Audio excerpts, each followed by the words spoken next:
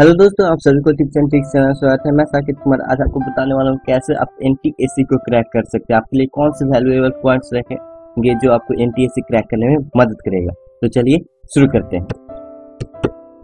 जो first question आता है वो आपके माइंड में आता है वो कि एनटीएससी को क्रैक क्यों करना है, एनटीएससी क्रैक क्यों करें, क्या जरूरत है एनटीएससी को क्रैक करना। तो ये सबसे पहला पॉइंट आता है, ये आता है कि ये आपको स्कॉलरशिप प्रोवाइड करता है। दैट मीन्स आपको फाइनेंशियली सपोर्ट करता है 11-12 के क्लास के लिए, कुछ आपको पैसे देता है इसके लिए। लेकिन इससे भी बढ़ के है कि ये आपको कॉम्पिटिटिव एग्जाम के प्रिपरेशन में मदद करेगा।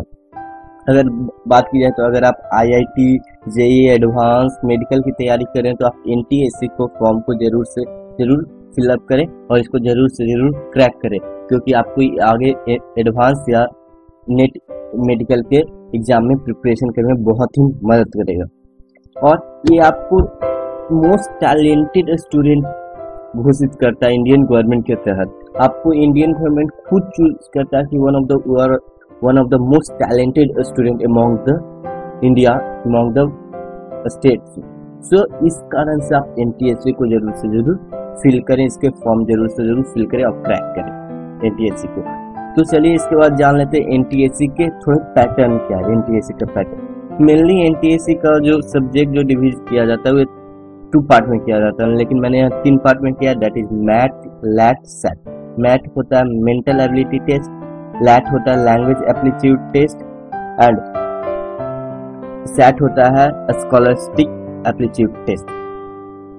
सो मैथ में बात की जाए तो इसमें टाइम ड्यूरेशन आपको 45 मिनट का रहेगा। इसमें जो नंबर ऑफ क्वेश्चन रहेंगे वो 40 से 15 रहेंगे। ये डिपेंड करता है आपके स्टेट गवर्नमेंट पे कि आपका कितना क्वेश्चन भी देगा। लैट में भी आपको 45 मिनट्स का रहेगा और इसमें भी आपको 40 से 50 क्वेश्चन रहेगा। और इसमें जो सैट की बात की जाए तो इसमें आपको 90 मिनट रहेगा। इसमें जो नंबर ऑफ क्वेश्चन रहेगा वे रहेगा 100। तो चलिए सबसे पहले जान लेते हैं मैथ के लिए कुछ टिप्स। अगर मैथ के टिप्स की बात की जाए तो मैथ सबसे पहले 2 सेक्शन में बटा हुआ रहता है। 2 टाइप का क्वेश्चन यहाँ पूछेगा आपको, वर्बल और नॉन वर्बल। वर्बल में आपको सिंपली आपको उसको रीड करके सॉल्व करना रहता है, नहीं कि आपको पेन और पेपर कॉपी का कोई इसमें जरूरत नहीं रहेगा और बस आपको इसमें रीड करिए और उसको सॉल्व कीजिए। इसमें आपको क्वेश्चन जो पूछे रहेंगे वे आपको एज से पूछे जाएंगे, पिक्चर से पूछा जाएगा, रिलेशनशिप से पूछा जाएगा, टाइम और डेट से पूछा जाएगा।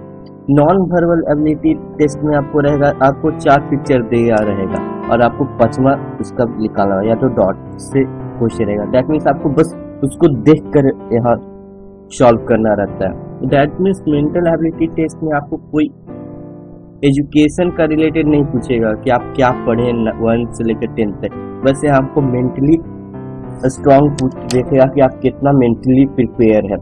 और ये जो मैथ होता है ये मेनली पूरा स्पीड पे डिपेंड होता है और स्पीड कहाँ से आता है, प्रैक्टिस से ही आता है। तो सबसे पहला इसमें जो टिप आता है वो होता है practice at home. If you can be practice more than you will crack the math. So give more practice on the math so you will be cracking the math. So practice a lot for the math, only practice will be help for cracking the math। और practice कीजिए तो आप जो question जो solve कीजिए उसके वे standard publication के book से सॉल्व कीजिए। स्टैंडर्ड पब्लिकेशन का कहने का मतलब ये है कि जो क्वेश्चन जो रहना चाहिए वो बुक में और जो सिलेबस के अनुसार रहना चाहिए, जो कि आउट ऑफ सिलेबस नहीं रहना चाहिए। बहुत समय देखा जाता है कि स्टूडेंट जो अगर कोई बुक खरीदने जाएंगे, अगर बुक शॉप पे जाएंगे तो अगर बोलेगा कि एनटीएससी का बुक दीजिए तो आपको जो शॉपकीपर रहेगा वो आपको 3 बुक दिखा देगा, एक पतली, उससे मोटी और सबसे मोटी। तो हम लोग सिंपली अगर करेंगे तो सबसे मोटी वाली खरीद लेंगे। अगर ये लेकिन ये सबसे गलत बात है भाई। आपको पहले पूरा कंटेंट थोड़ा सा पढ़ लीजिए कि कौन आपके लायक है, कौन सा सिलेबस के अनुसार है। ऐसा नहीं ना कि आपको जो पढ़ना नहीं वे दे दिया हो। बहुत सारा देखा जाता है कि मोटी बुक में आउट ऑफ स्टैंडर्ड रहेगा। दैट मीन्स आपको बहुत से स्टैंडर्ड, अगर इलेक्ट्रिसिटी की बात की जाए तो आप उसमें किचॉपर स्लॉ डाल देगा, बीट टोन डी डाल देगा, इलेक्ट्रिक फील्ड डाल देगा, जो कि एनटीएससी के एग्जाम से कोई मतलब ही नहीं रखता। ये सब कुछ क्वेश्चन ही नहीं पूछता। ये आउट ऑफ सिलेबस 12th की बात होती है, तो हम लोग 10th में क्यों इसको सॉल्व करें। तो आप स्टैंडर्ड पब्लिकेशन की बुक को सॉल्व करें। दैट मीन्स अगर स्टैंडर्ड पब्लिकेशन की बुक की बात की जाए तो आप अरिहंत को जरूर से जरूर सॉल्व करें। उसके बाद होता है don't go through the internet question. जो इंटरनेट पे जो क्वेश्चन है तो उस पर तो बिल्कुल मत जाइए, आपके जो बुक का है वही क्वेश्चन सॉल्व कीजिए, जितना मिला है क्वेश्चन उतना ही सॉल्व कीजिए, नहीं कि इंटरनेट के क्वेश्चन पे जाइएगा तो आप खुद स्ट्रेस आउट हो जाइएगा। उसके बाद होता है please set the time before solving the question. ये वन ऑफ द मोस्ट होता है, इंपॉर्टेंट है कि बहुत सारे बच्चे ये सोच लेते हैं घर पर अगर प्रैक्टिस करते हैं कि इनके पास इनफिनाइट टाइम होता है, लेकिन आप पहले टाइम को सेट कर लें कि आपको कितने टाइम में कितना क्वेश्चन सॉल्व करना है। एज एग्जाम्पल आप 20 मिनट का क्वेश्चन 20 मिनट सेट करते हैं, अगर पहले दिन की बात की जाए तो आपसे 20 मिनट में 4 ही क्वेश्चन बना, लेकिन अगर अगले दिन बात की जाए तो आपके 4 क्वेश्चन और बढ़ जाएंगे। सो टाइम से जरूर सेट कीजिए, और ये आपको प्रिपेयर करेगा कि कैसे आपको एग्जाम हॉल में उसको टाइम को मैनेज करना है, कैसे आपको टाइम को मैनेज करके आप सारे क्वेश्चन को सॉल्व कर सकते हैं। उसके बाद होता है don't leave any question. Math में आपको सिंपली नेगेटिव मार्किंग नहीं रहता है, तो आप कोई क्वेश्चन को छोड़े नहीं, जो आता हुए भर दे। दैट मीन्स जो भी आपको क्वेश्चन नहीं आ रहा तो उसमें तो जो भी ऑप्शन लग रहा है कि आपको ये हो सकता है तो जय माता दी करके आप ऑप्शन को फिल कर दें। और कोई सिंगल क्वेश्चन पे ज़्यादा टाइम मत दीजिए, क्योंकि मैथ में ऐसा होता है कि आपको लगता है कि ये क्वेश्चन का अब बन जाएगा, लेकिन बनता नहीं। आप 3 से 4 मिनट उस पर टाइम वेस्ट कर देते हैं। अगर ऐसा लग रहा है तो उस क्वेश्चन को छोड़िए मत, जो ऑप्शन आ रहा है उसको फिल कर दे, लेकिन उस पर ज़्यादा टाइम मत फिल दीजिए।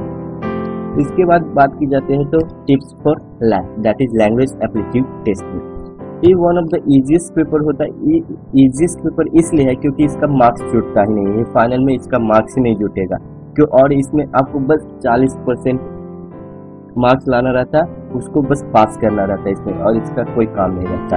और इसमें जो क्वेश्चन पूछे जाएंगे वेरी कॉमन क्वेश्चन रहेंगे, जो आप 9th और 10th में पढ़े उससे ही क्वेश्चन रहेंगे। दैट मीन्स पैसेज रहेगा, मैच द फॉलोइंग रहेगा, एंटोनिम्स रहेगा, सिनोनिम्स रहेगा, बहुत इजी क्वेश्चंस रहता है। तो इस पे आपको सिंगल मिनट भी प्रिपरेशन पे वेस्ट नहीं करना। अगर आप इस पे वेस्ट कर रहे हैं तो आप खुद टाइम वेस्ट कर रहे हैं, लेकिन इस पे कुछ नहीं टाइम देना है। बस आपको जो पढ़ रहे हैं सीबीएसई पे पढ़ रहे हैं उस पे ही जाइए, इस पे थोड़ा सा भी टाइम मत दीजिए लैट के प्रिपरेशन के लिए, क्योंकि भाई बहुत ईजी क्वेश्चन रहता है कि आप देखते ही मार दीजिएगा।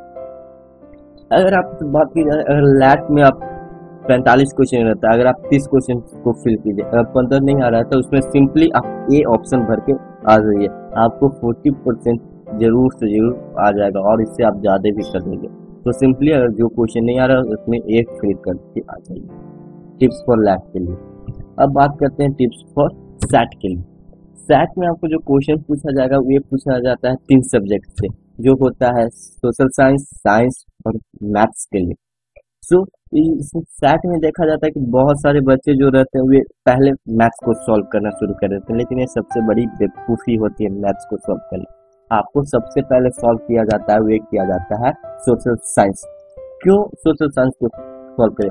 जो सैट होता है क्वेश्चन में फुल्ली थ्योरी बेस्ड क्वेश्चन रहता है, इसमें आपको कोई न्यूमेरिकल्स को ज़्यादा सॉल्व नहीं करना रहता है, ज़्यादा आपको यहाँ कोई प्रॉब्लम्स नहीं मिलते हैं, बस आपको जितना थ्योरी पता उसको से आपको क्वेश्चन बनते जाएंगे। तो आपको मैथ्स को नहीं, सबसे पहले सोशल साइंस को दीजिए, फिर साइंस को सॉल्व कीजिए, फिर अंतिम में मैथ्स को सॉल्व किया जाता है। तो उसके लिए जान लेते हैं कि सबसे पहले कौन से स्टेप्स को फॉलो करें क्वेश्चन पेपर को सॉल्व करने के लिए। तो सबसे पहले आपको सोशल साइंस को सॉल्व करना चाहिए, one of the scoring subject है। क्यों स्कोरिंग सब्जेक्ट है थोड़ी देर में देखते हैं। फिर बायोलॉजी, केमिस्ट्री, फिजिक्स और लास्ट में आपको मैथ्स को सॉल्व करना चाहिए। जो सोशल साइंस वो स्कोरिंग सब्जेक्ट इसलिए है क्योंकि इसमें आपको 35 क्वेश्चंस रहेंगे, और ये फुल्ली थ्योरी बेस्ड क्वेश्चन रहेंगे, no numericals, no problems, only theory. तो आपको आता है थ्योरी तो आता है, और नहीं आता है तो लीव मत कीजिए, कोई ऑप्शन जो रहता है उसको फिल कीजिए।